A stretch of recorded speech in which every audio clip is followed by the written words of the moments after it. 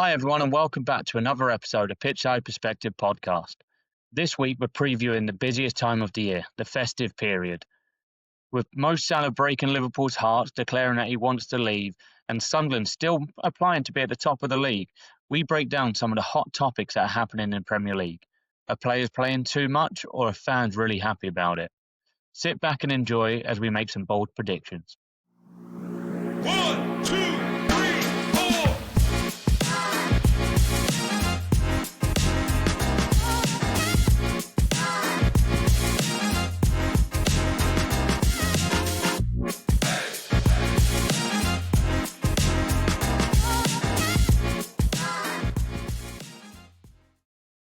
So, Jack, the festive period is, for me, the greatest part about the Premier League season. I mean, there's a game on TV every other day. Does it really get better than this as a footy fan? Yeah, it's great, isn't it? Just knowing that you can just put the TV on and watch games, and it's kind of an interesting time to watch. Maybe some teams you don't normally watch, maybe some leagues you don't normally watch too. So, best part of the season, greatest part of the period. And I guess for us, obviously, a little bit of a quieter time in the youth coaching world, where we get a little bit of time to watch. When you're watching games, do you still have your coaching hat on, or are you able to switch off and just enjoy the games? I think a bit of both. Sometimes something might catch your eye in terms of a tactical that you've seen in the game, or maybe an individual player and things like that, where maybe you have your coaching hat on. But I think we all started watching and playing the game because of the enjoyment factor, not because of the coaching factor. But I think those things cross over a lot and kind of mix together as well.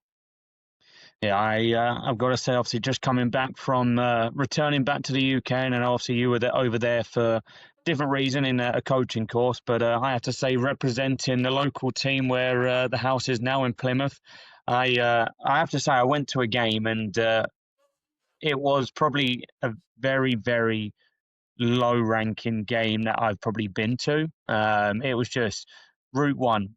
Centre back, lofting it to the striker, lofting it back. And obviously you're used to that being a town fan in League One. Is the football really that bad every game? No. I think there's probably less teams that are very heavily possession based, although I think you'd say that in all the leagues this year compared to maybe previous couple of years. I think people are working with what they've got, but I think, and you know, I know Huddersfield aren't going for a great patch, but when I have seen some of their games, I think they probably find a nice balance, and I think that's what most teams are hoping for, between trying to play what some people might describe as good soccer in terms of passing and moving the ball and building through the phases, and sometimes being a bit more direct. And I don't think you have to pick one or the other. I think there is a balance between the two that you can find, and that's probably when those types of teams have most success.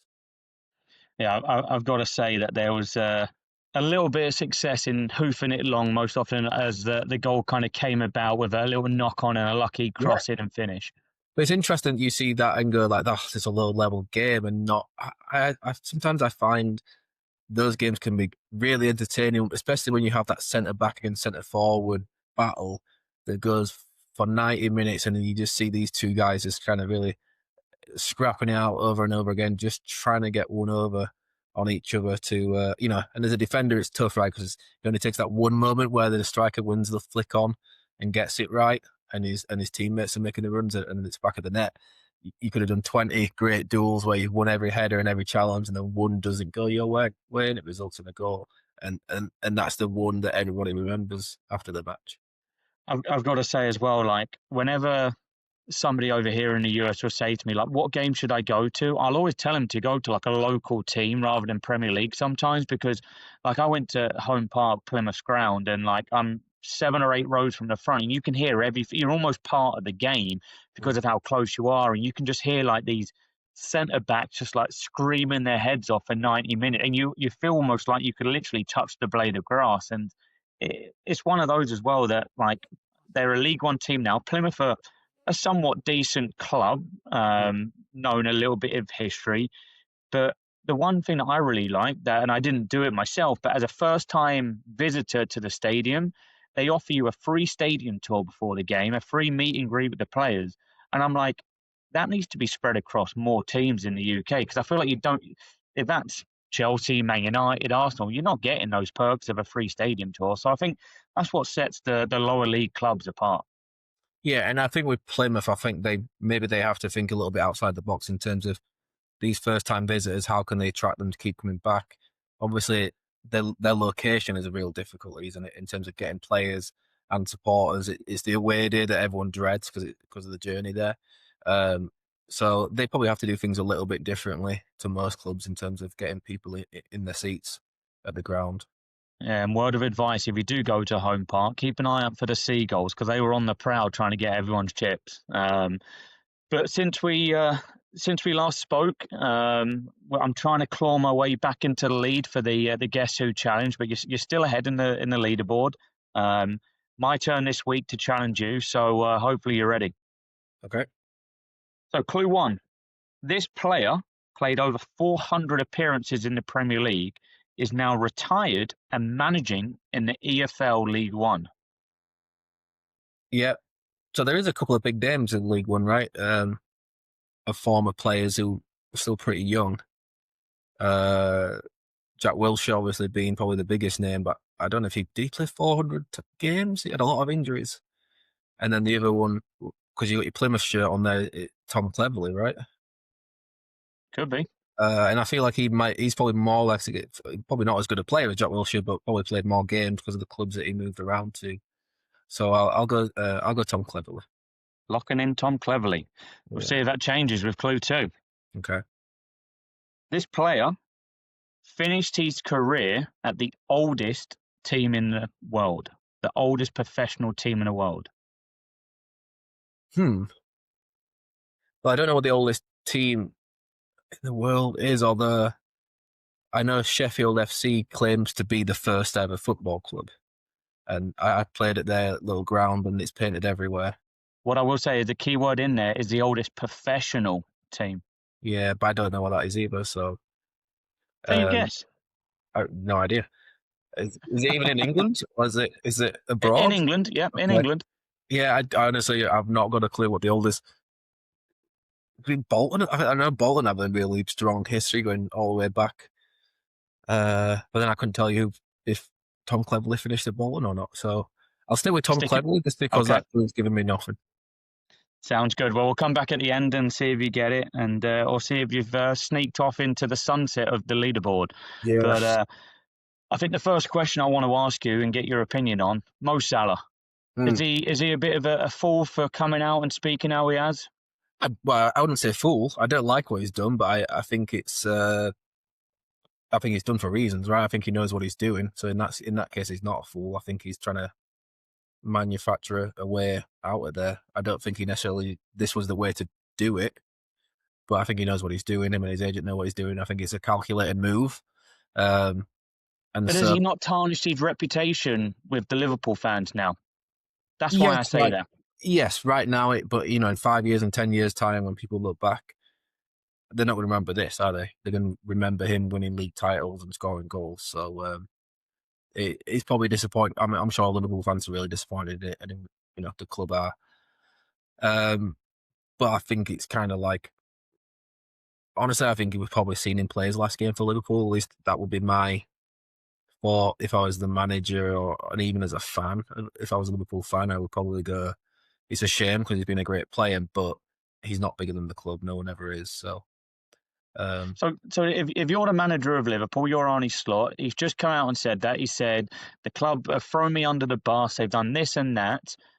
Would you have put him on as a sub against Brighton?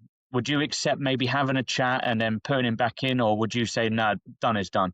I think you've got to talk. You can't just, you're in training ground every day with these people. You can't just shun them.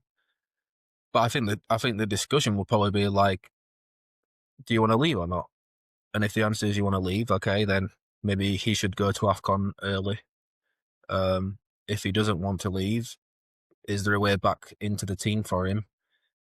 And it's probably not. It's not an easy way back into the team, but maybe it would be something public if him, maybe not publicly, but some type of statement of almost not apologising and admitting he's in the wrong, but kind of he'd have to do something to build that bridge, and kind of rectify the situation that he's created. So I do you mean, think he's played? ultimately, he's not been playing well. I don't think anyone would argue with that, right? I don't think anyone's out there going, he's been performing all well, how dare you drop him? I think if you compare it to other players, there's other players that have not performed well and been dropped. Teke has probably been not that bad, and he's been rotated. Isak's not always been in the team. The only players that haven't been dropped are people that are playing not so bad, like Soboslai. I think most people would say has been their best player this year, Yeah. or just people that they haven't got a replacement for. People will talk about how bad Kanate is, but I don't know if you drop Kanate, who do you put? I don't know who you would put in for him. I think they were banking on getting Matt Gahey, and they didn't. So I don't think. I think ultimately he's only been treated the same as everyone else, which is why when he talks about being thrown under the bus, I just don't get that. Yeah, obviously there's been a few broken promises, let's say, that have probably happened from his time of, because the last time he came out and spoke publicly, because if you know Mo Salah from being a fan, he doesn't really come out and speak much. So he's come out and spoken this, and the last time he did this, it ended up a week later him getting his new contract. So like you said, it's obviously very calculated how he's done it. I just think it's a little bit like how the Steven Gerrard talk when he was about to maybe go to Chelsea, and that came out in the media when Wayne Rooney said he wanted to leave and then he got a new contract. These players, they're not stupid. They know exactly what they're doing, and they know exactly who's listening. So I think that we've probably seen the last of Mo Salah. I think he's going to go away to AFCON, like you said. He's probably going to pick it back up a little bit. My question would be: is where do you see him going? Do you see him going? Staying in Europe, or do you see him going for the money maybe in overseas in the Middle East? I think he'll go to the Middle East. I think that would be a massive coup for that league and whichever club get him. I think it's probably been on his radar. It's not just happened now. I think in the last year or two, there's always been thought that it might happen, and I think this is obviously he's going to be what you think about the silly money that people are getting there already. He's going to come and be up there with Ronaldo in terms of the money that he'll be on there. So it's easy to sit here and go, he should want to play in La Liga or Bundesliga or Serie A and be in one of the best leagues in the world, but you can understand it when that amount of money is getting thrown around. Yeah, I mean, you'd be silly probably to turn down that money, and well, talking about like turning down that money and getting a move out there. I don't know if you've seen, but Bruno Fernandes is another player that's been linked out there, and he's suddenly come out in the last few days saying about how Man United basically said you can go, but it's basically whatever you want to do, and he felt a little bit let down by that. Do you think sometimes these players are a little bit too easy to break in terms of like one wrong comment and they're throwing their toys out the pram? Yeah, because so he's allowed to do what he wants and he's going to complain about it, and yet if someone's told they can't do something, they complain about that too. I think ultimately, I think players forget that they sign contracts, and you don't want. And I don't think any club or manager wants to hold a player in a position that they don't want to be in, do they? Because ultimately, it's not good for anyone. They're not going to be at their best. The player's not enjoying being there. They're not going to perform well. And the best thing to do in those situations is probably to move the player on, and hopefully everyone comes to an agreement and can be positive about it. But if the club decides to keep a player, they're well within their right of keeping a player. Just like if a club wants to move a player on and the player doesn't want to leave, well, there's a contract. You can't force them to leave, right? Or you can pay them out on a contract. It works both ways. And I don't understand why when it's up to when it's what the player wants, then everyone seems to think, well, this player should be allowed to do what they want to do. But when it's the club side of the contract, then everyone's against the club. It's a bit of an odd one that only seems to happen in sports. Yeah, it's one of those. If this was a regular business world, it would be a completely different story. As you said, a contract is a contract, and I think sometimes we forget about that, right? And I think players, I think back to the Garnacho situation where he wanted to leave, but it's like, well, we're not just going to let you go for the sake of letting you go and make low money on it. Like the clubs hold the power in some aspects, but then on the flip side, sometimes the player holds the value here. So, like, Yeah. if you're going back to the Mo Salah situation, who do you think holds the power, Liverpool or Mo Salah? Well, I think that the problem comes when you have a player that you're not going to, especially in Mo Salah's case. I don't know how much Mo Salah's on a week, but he's going to be one of the biggest earners in the Premier League. You would expect, right? So when you're giving that much money to someone who doesn't want to be there and you're not really utilizing anyway, I think that's when the player power part comes into it, right? If he's not, I don't think he's refusing to play. If anything, he's saying he wants to play, but he's doing it knowing that he's got an end goal, which is leading the club. It's interesting, right? Because we always talk about how winning covers up all these cracks. If Liverpool are top of the league right now, even if Mo Salah's not playing well and he's on the bench, but they're top of the league, obviously, it might be a different situation. Would Mo Salah be talking? And if he was talking, people would be like, okay, well, we're first in the league, so let him go. So kind of, if Liverpool put 5 wins in a row with Salah not on the field, all of a sudden people will be looking at Mo Salah a little differently, I think. So, talking and staying on the topic of Liverpool and winning versus not winning, we had them contending for the league this year when we did our first episode of the predictions. Yeah. What do you think's gone wrong there? Well, I don't know. People always talk about, that second year after winning the Premier League is always the hardest season. And maybe there's some of that. The money they've spent is kind of strange that now you're in situations where you don't have depth in certain positions. Because they almost seem to, they've always had great players in that front three, those attacking players, and then they've gone and put more investment into those same positions. And obviously, whether they're performing right now or not, I think ultimately people like Florian Wirtz and Isak are only going to make the team better. Maybe it takes them a little while, but they're really good players, right? They're going to be good players for Liverpool. But maybe they didn't invest in the areas that they were weakest in. And I think part of that does come down to the Matt Gay situation, not quite getting that over the line. And maybe they should have moved on from that a little bit earlier and moved on to a different target. So I think not strengthening in their weaker areas. I think the important thing is when you win the league, is you're in the best position to buy because everybody wants to join your team, and then you've got to take that opportunity to bring in new talent, which you could argue they did. I just think maybe now you're finding out that it wasn't in the right positions. Yeah, I think you're spot on with the Mark Gay situation. I think if they go and sign him, which they were 95% completed, they're having a different season because I do think they are wobbling a little bit at the back. And Van Dijk isn't where he used to be. Kanate, I don't know if he's okay, but is he good enough? Like you said, I think Liverpool have maybe not recruited right. Are they aging? You talk about Salah and Van Dijk. Are they aging? Yeah. I'm not sure if they are or not. I don't know. You would say they are aging in some aspect. I mean, look, Andy Robertson as a left back's getting on a little bit. They've let go of Trent, but when you look at their recruitment, they're bringing in younger players. And I think the one team that has done that over the last 12 to 18 months is Man City. They brought in a younger target of players. I mean, Dorku and people like that who have come in. And now Man City, at the start of the season, people weren't really that confident about them. Now they're 2 points behind Arsenal. So I think Man City are going to be creeping up there, and I think Arsenal could wobble a little bit. I mean, what's been your view on Arsenal whenever you've seen them play? I think I do still think that they're on paper they have the best squad in the league. I think it's going to come down to people talk about experience, right? Do they have experience of winning the league?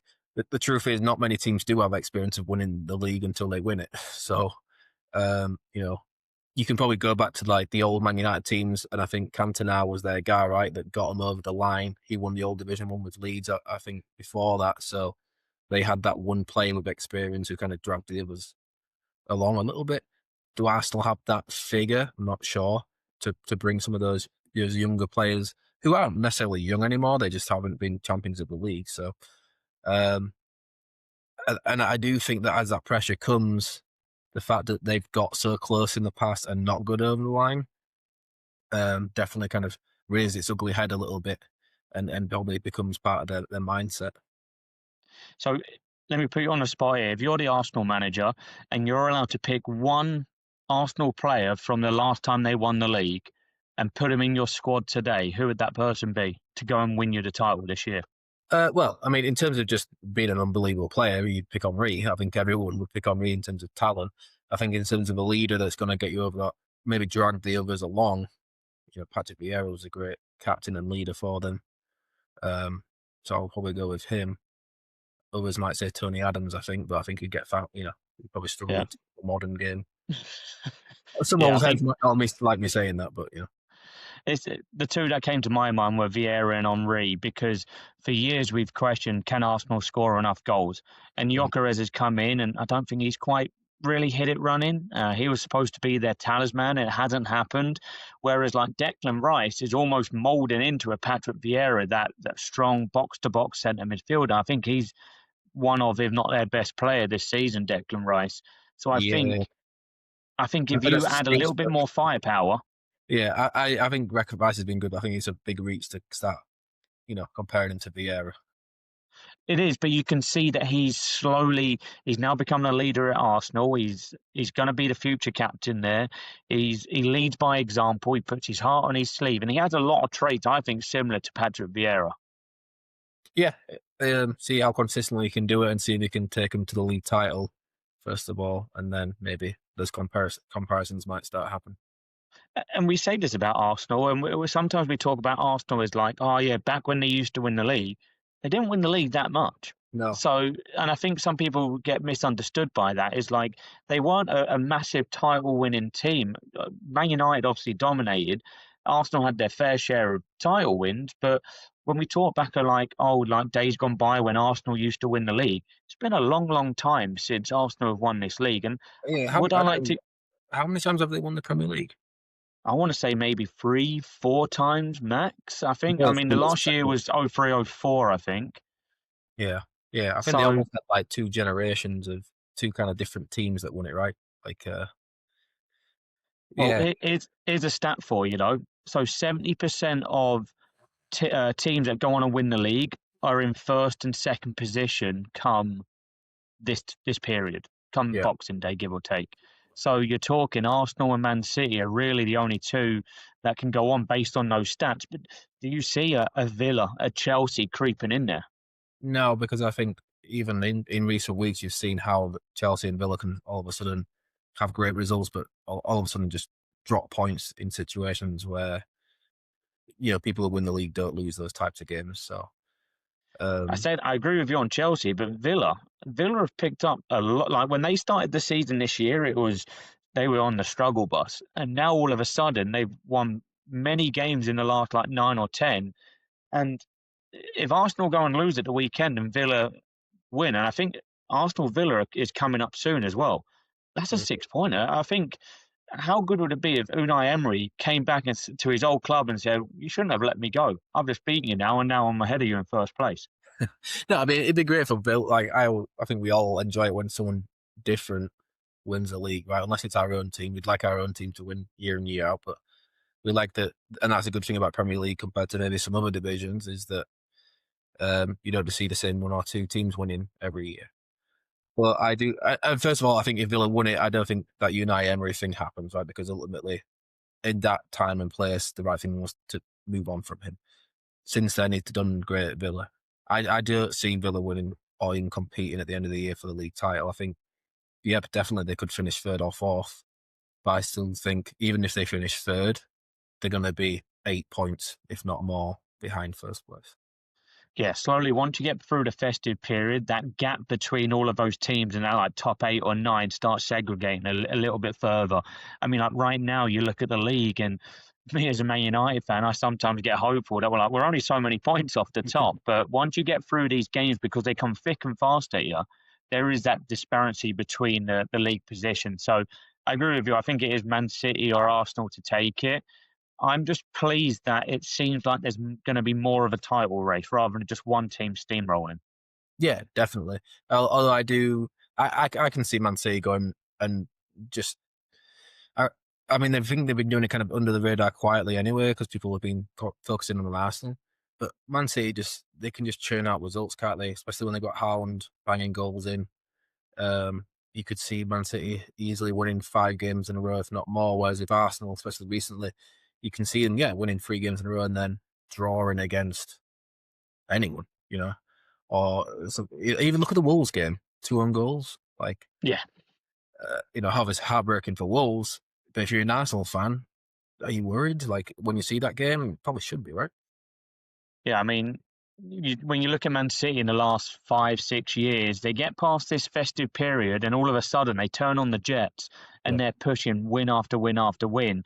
The only thing I think the factor that could come into this period is, and we've mentioned it earlier, is the African Cup of Nations, because Arsenal have 0 players going there, and Man City do have 2 key players in Ait Nouri and Omar Mamouche. So that's 2 players that, yeah, they're not going to be like the superstars of Man City, but it's another 2 players. But I feel like Man City pop out an academy player like the left back O'Reilly. Nobody Yep. had heard of him 12 months ago. Now all of a sudden he's one of the best fullbacks in the Premier League. So I think Man City have that capabilities. However, I think Omar Mamouche is a player that can make a difference. Yeah, and I think they've got other players to come in, haven't they? I think it'd be interesting to speak to the people who kind of plan this stuff out and look at it, go like, when they're making transfers, how do they calculate this? Are they thinking about AFCON? Does that affect then the players that they're trying to bring into the club? Um, when there's so many unknowns going on, does their country make the AFCON? Do they get selected? Could there be injuries anyways, and all these things? So it is a tricky situation to plan for. I think Man City are probably okay. I think there's probably a few other teams that are going to be hurt more by it than Man City. Well, I think the big one that's going to be really hurt by it is not by quantity, but it's by quality, and that's Man United and losing Mbeumo, Diallo, and Mazawari. I mean, you look at Diallo and Mbeumo combating that right hand side. They've probably been Man United's 2 brightest players this year, and now you're talking about not having them. And Mbeumo's the club's top goal scorer this year. Do you think Man United, for as well as they've done, you say well loosely, do you see them dropping back off because of this? Yeah, I'm interested to ask you if you think they are doing well. Obviously, the 4-4 draw was kind of chaos the other night. You mentioned Ahmad there. Like, when Ahmad gets the ball and runs at people, I think, Old Trafford, people get off their seats, don't they? And it's almost a throwback to some of the old successful Man United teams with these attacking players that wanted to take people on. Bueno, I think, is exciting, but I also think in that game he missed probably 2 or 3 chances that he should have been putting away. He He's scored important. goals, but he is kind of rash in front of goal. Yeah. Maybe that's just a confidence thing. I don't know. Mazraoui, I think that Mazraoui consistently just looks like a square peg in a round hole in that Man United system. I think he's probably a good player, but I just don't think you see the best of him in that system. I don't even know what his best position is. Is it a centre half? Is it a wing back? Is it a full back? But I think going back to what you said there and asking me if I think Man United have done well, I feel like we're constantly on a merry-go-round where you think we do well for a game and then the next game we're awful. Because if I look at the West Ham game, the Everton game, you're talking 5 points drop there. And if that's 5 points picked up, you're talking near on a title race, not getting ahead of ourselves. But again, I watched the Bournemouth game. And that's the entertaining footy that United fans want to bring back to Old Trafford and watch. Yeah. We need to sort out the other end of it. And I think if I'm going to analyse Man United, I think our attacking threat is getting better. I think we're one of the best teams in the Premier League when you talk about XG and talking about actual attacking output. But when this is going to sound bizarre, but I think when you take out the legs of Casemiro out of centre midfield, the discipline there completely goes out. I know there's that argument about getting Kobbie Mainoo in there, but you're not going to take Bruno Fernandes out. Is Bruno Fernandes in the wrong position? I think so. And I think you could potentially, with AFCON, see Bruno now play a little bit higher and maybe then drop in Kobbie Mainoo in there with Casemiro. But every game we bring out Casemiro in the 60th, 70th minute, the midfield is completely opened up. So you think Casemiro... Well, so what do you think of Casemiro? Well, as a 2 question, what do you think of Casemiro? You talk about that Casemiro and legs, which are 2 things probably not heard in the same sentence quite often. Or at least so I'm saying when I'm watching Casemiro. I know it seems like they think the balance is Casemiro and Fernandes, or maybe Ugarte and Fernandes, which means is why Mainoo's not playing. Is Casemiro and Fernandes playing together as two centre midfielders the answer? And then also on what do you think of this Mainoo situation, and also his brother wearing this ridiculous T-shirt of free Kobbie Mainoo in the stand I as well? mean, first of all, let me start with that. I think his brother has absolutely killed him Yeah. because, I mean, we don't know what the conversation they've had. Did Kobbie even know that that was going to happen? But if he does or he doesn't, that's absolutely killed him there, because you've then just added fuel to the fire. Because if you're Ruben Amorim now, if you go and start him in the next game and he has a great game, you're then getting backlash. Why haven't you started him in the last 6, 7 weeks? You would have been better. If you don't go and play him, why are you not playing him? So the thing that Man United fans, I think, have to kind of come to terms with is we aren't the team of the 90s, the noughties, the 2010s, even early. We're not there. We're nowhere near that in terms of dominance. We've had players in the past, and Bruno Fernandes said this in his interview this week about there's been too many players that don't care enough about the club and that he cares about the club, which I think is true when you've seen some of the things that he's done off the field.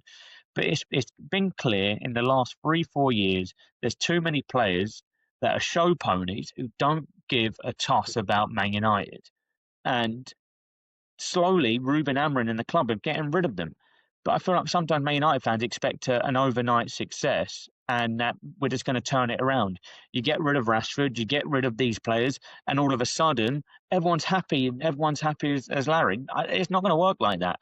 And if Kobbie Mainoo is not having the right attitude in training, he then needs somebody older than him to put their arm around him and guide him. But Man United don't have those players that we used to have in the past, a Roy Keane, a Ryan Giggs, a Gary Neville, who looked after. When Wayne Rooney came in, when Rio Ferdinand came into the club, you had these older figures that had won it, been there and done it.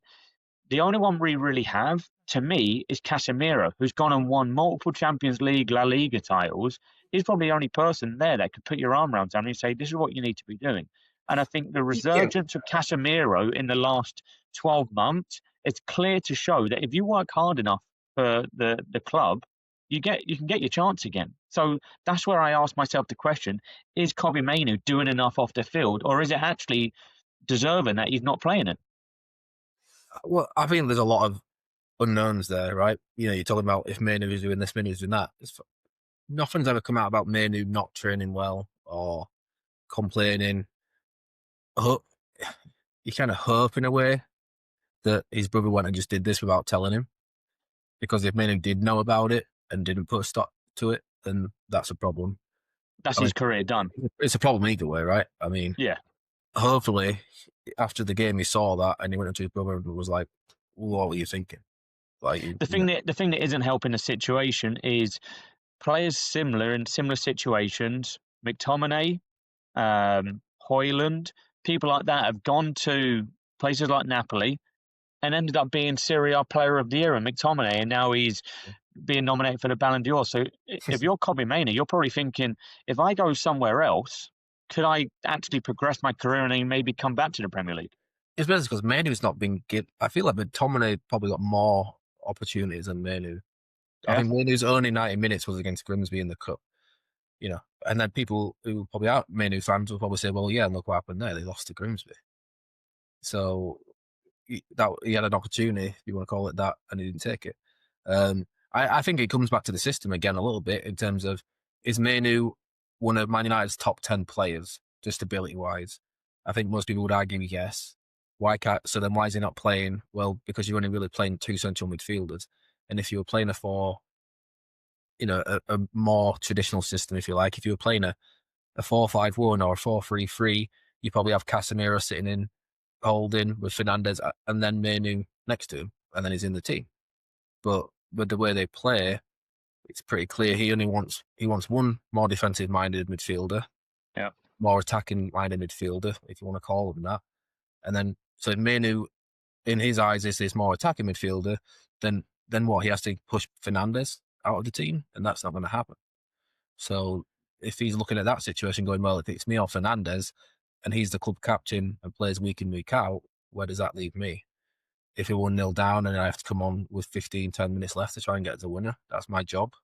Which maybe you can look at it and go, well, make it count when you do come on, and maybe you have to force the manager's hand, but it's very unlikely, right? That, you know.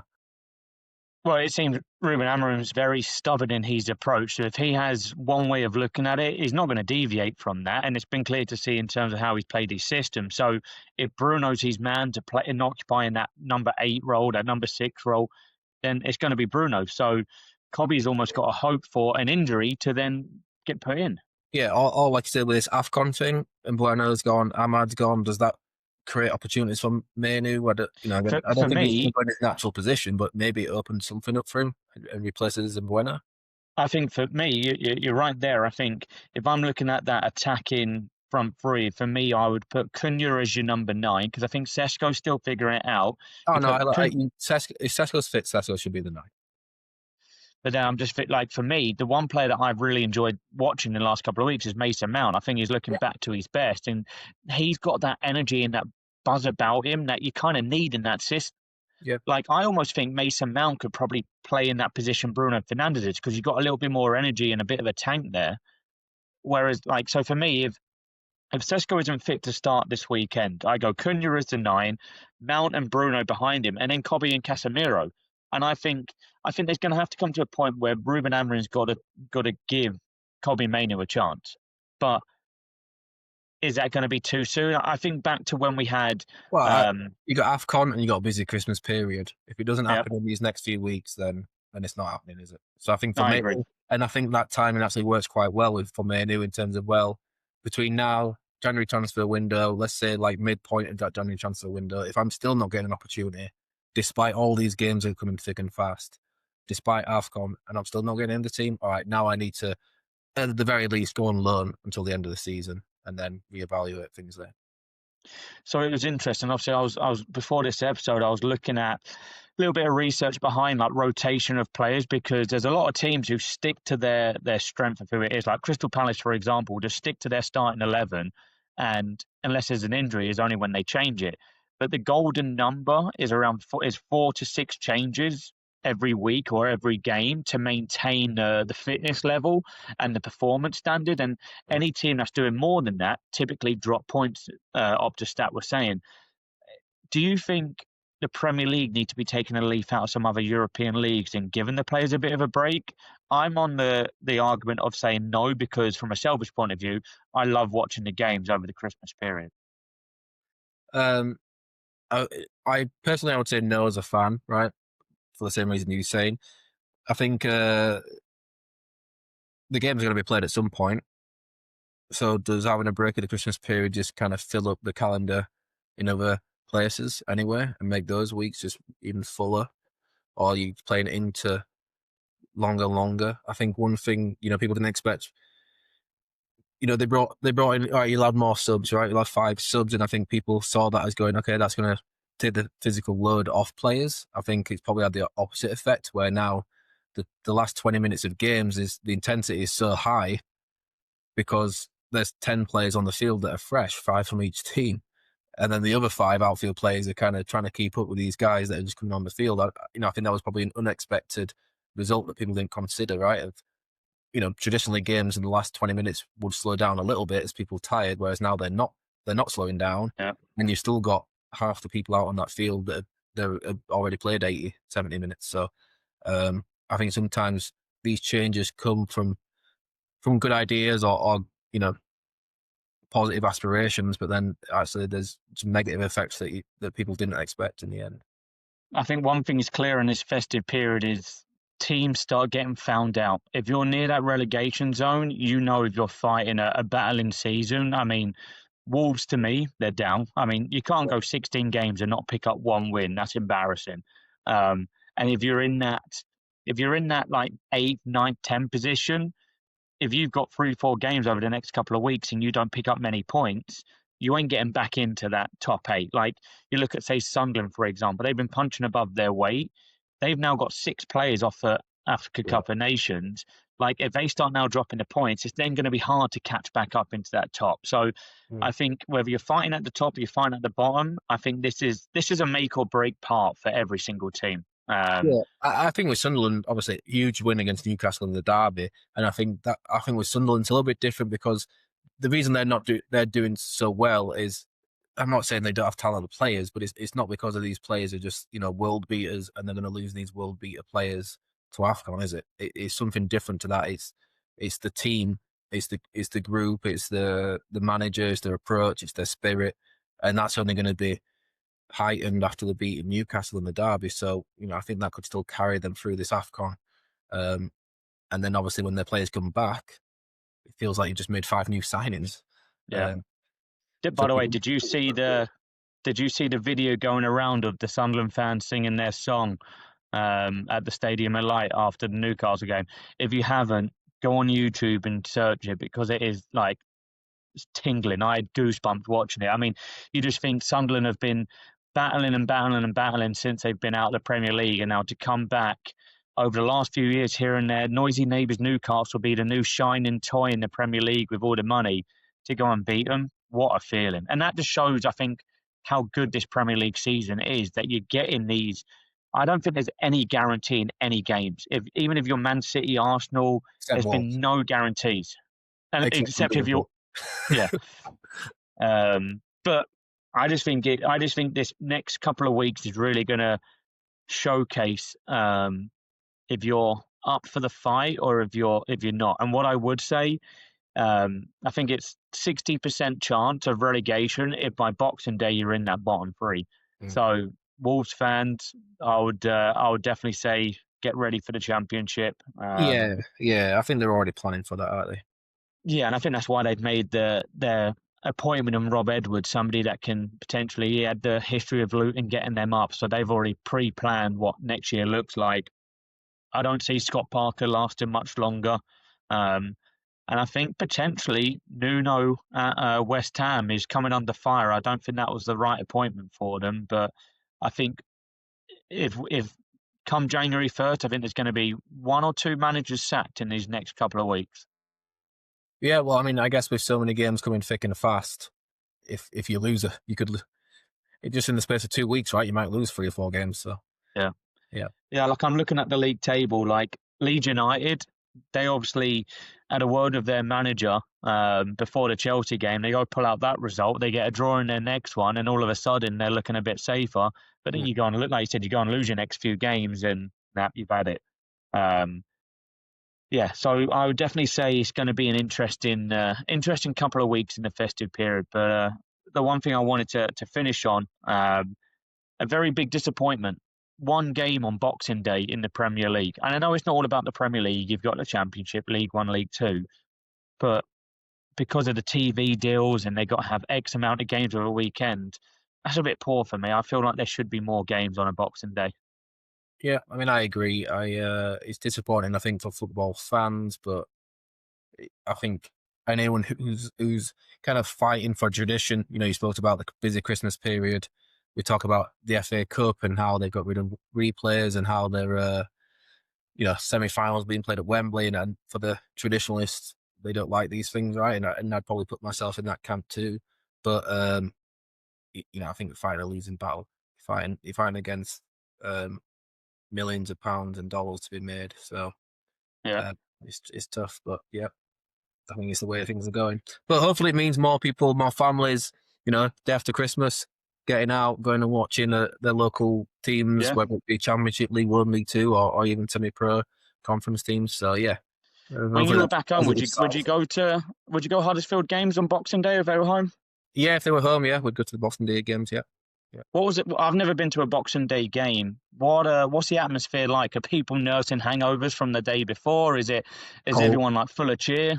No, it's cold. Yeah, I've been on the Boxing Day where it was like wet, snowy, and I think it was 0-0. And yeah, so no, I think, are the crowds bigger or smaller? Maybe a little bit bigger. Maybe there's a few more people there that don't normally come because they're coming with a family or a friend that they've been with over Christmas. So probably the club shop, probably spend a few more quid in there. which Yeah, is always nice for the club.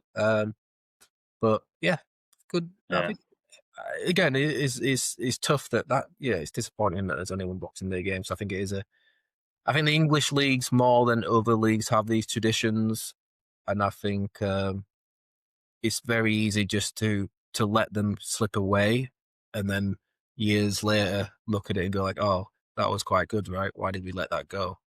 I just don't think there's a way of fighting it. Yeah. Or I don't know how you would go around changing that.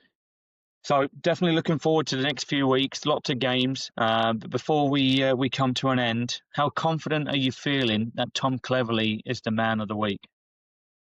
I'm not confident. I'm hoping this next clue gives me a bit more because I've actually been trying to think about like who was the oldest club, and I probably not got anywhere. You know, I feel like it's someone like a Sheffield Wednesday, and not Nottingham.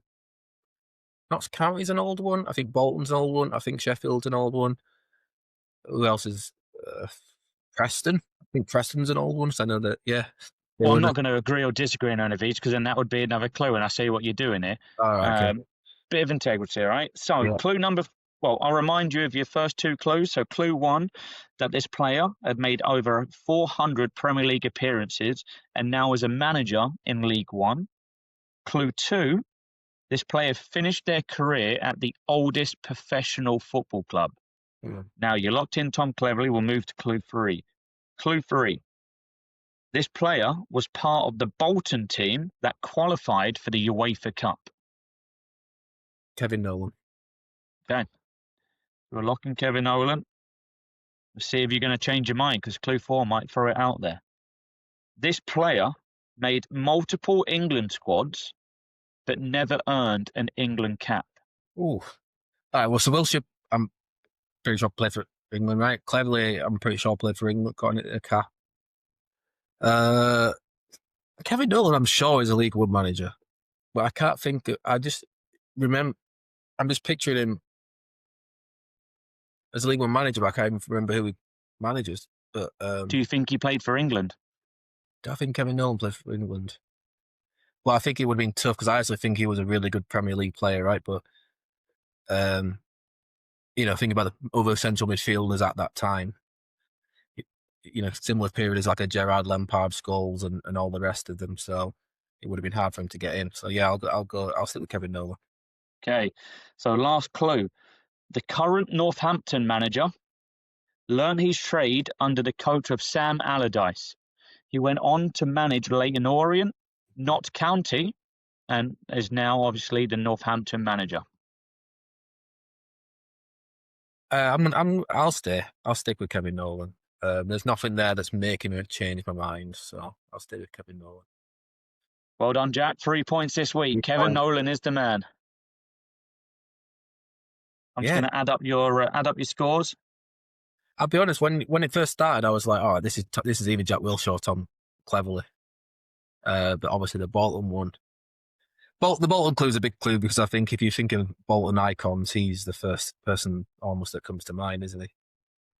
So if you're a Bolton fan, who's your club legend? Is it Kevin Nolan? Is there someone different? JJ Okocha, Kevin Nolan, Ivan Campo. Yeah, because Nolan was good. Jussi Jääskeläinen. Yeah, Kevin Nolan was good at West Ham too, right? That was a good era of Bolton being in the Premier League. Jääskeläinen, club, iconic. So, for the leaderboard's sake, you're currently on 17 points. Okay. I'm currently on 8 points. Ooh, but have I had one more go round? You've had one more, so when I come back, I could maybe get into double digits, hopefully. Yeah. But we'll see. We'll see with the next episode. But hopefully, I'll be back stronger. And on that, we bid you a farewell. Take care.